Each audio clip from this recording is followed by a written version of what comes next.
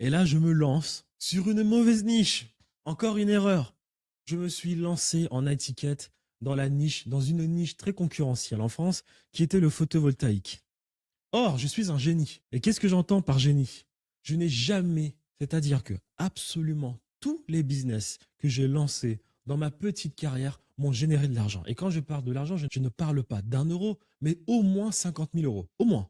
Au moins. Donc, bien évidemment que je m'étais lancé en étiquette 2023, début 2023, 2022, début 2023. J'avais appris tout ce qu'il fallait apprendre pour lancer une offre à étiquette, contacter des entrepreneurs qui faisaient du photovoltaïque et qui installaient des panneaux photovoltaïques, j'apprenais à savoir comment les convaincre, je leur vendais des offres à près de 15 000 euros.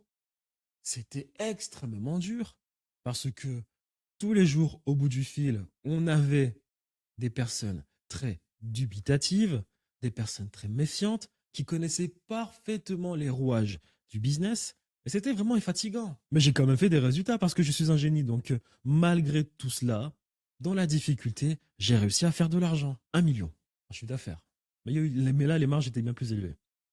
Jusqu'à me rendre compte qu'il y avait des personnes de 19 ans qui étaient elles aussi dans l'étiquette et faisaient bien plus que moi. Pourquoi?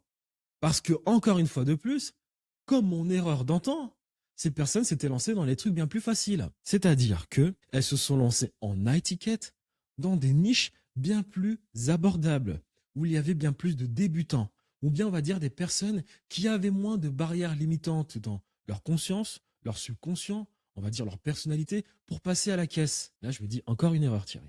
Encore une erreur. Ce qui veut dire que, pour terminer cette vidéo, dans votre parcours, vous allez en faire des erreurs. Mais s'il y a vraiment une chose qu'il faut retenir, c'est que vous devez toujours être aux aguets pour savoir s'il n'y a toujours pas un moyen de faire les choses de manière plus facile, plus rapide, en contournant les difficultés. Il n'y a aucun mal à contourner, excusez-moi, les difficultés. Aucun mal.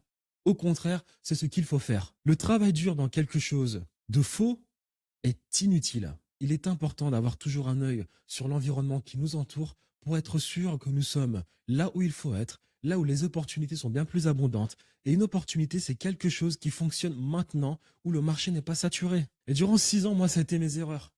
Je me suis toujours retrouvé dans des marchés où ça commençait à être difficile.